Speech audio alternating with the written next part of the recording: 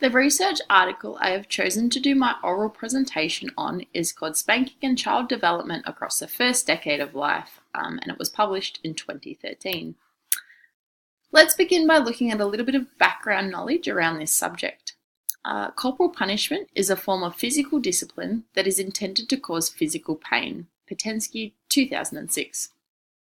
So an example of this would be hitting or spanking a child as a consequence when they have appeared to do the wrong thing or are displaying an undesirable behaviour.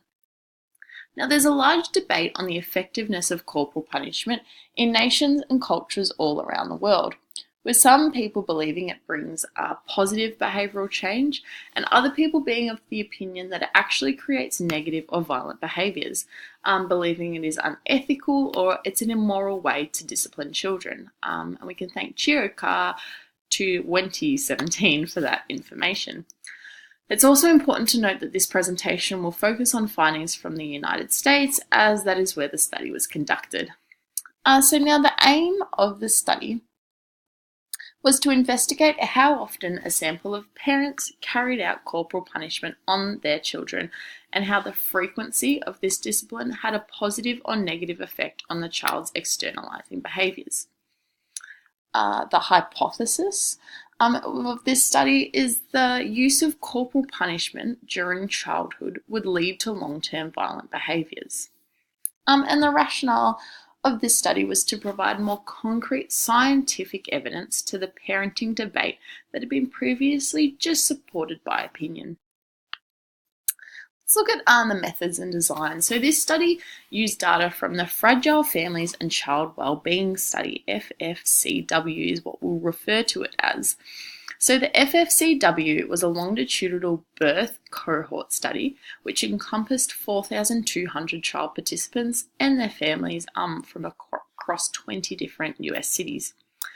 The children in this study were born between 1998 and 2000, and the study that I'm focusing on takes information from that study.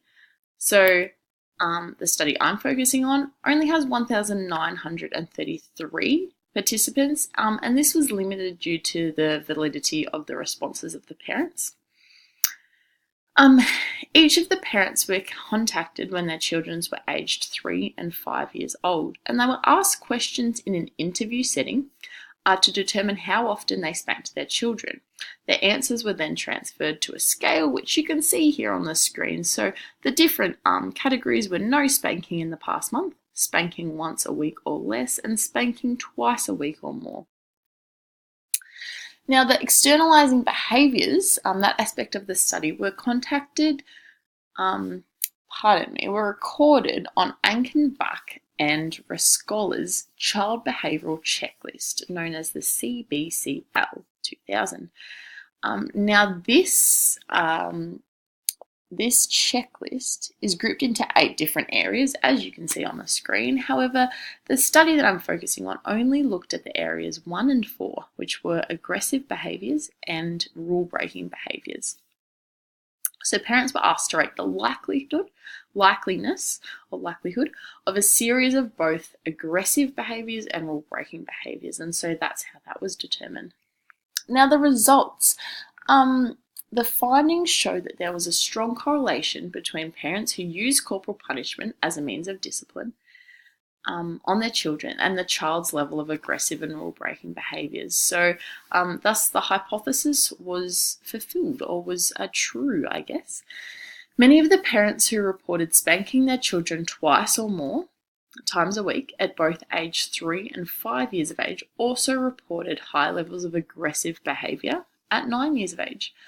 These results were compared to parents who reported they do not use corporal punishment at all as a punishment on their children, and thus their children showed lower levels of rule-breaking and aggressive behaviour. So we can almost call that our control group in this research or this experiment, the parents who didn't use corporal punishment at all. So that was a really good guideline to compare. Now, the conclusion was there was a strong link, as we said, between spanking and aggressive behaviour in children. The implication of this study is that parents need to be better informed of the negative effects that frequent corporal punishment can have on their children. A future direction of this study is there is a potential need for parental education on the promotion of positive affirmations in encouraging desired behaviours rather than negative punishments to prevent undesired behaviours. If we looked at some possible future research questions, one really good one would be, do positive reinforcements encourage positive behavioural outcomes? Or is punishment effective in bringing about positive long-term change if it is not of a corporal nature? The critiques of this study. A weakness of the method of this study is that completing such long-term research does not take into account the other variables that may affect the data. So as the behaviour of the children in this study were only considered on one day of like the 3-year-old's life, they took a 3-year-old and they looked at one day of their life, and a 9-year-old, they looked at one day. The results could be based off how the child was acting on that particular day or that morning, or perhaps how the parents were feeling on that day. So perhaps a better method would be asking the parents to review their child's behaviour every 3 months for a more accurate representation, because they're looking at one day every few years of a child's life might not be too vindictive of how they're actually behaving. Could be a bit skewed. Another limitation of the results of the study is that parents may have altered their answers to appear to be better or more caring. Thus, the results would be obscured and an inaccurate reflection of the true frequency of their punishment.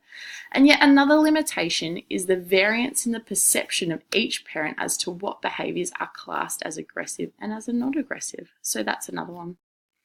Finally, here are the references. Feel free to pause longer on this slide if you need to look at that further. Thank you so much.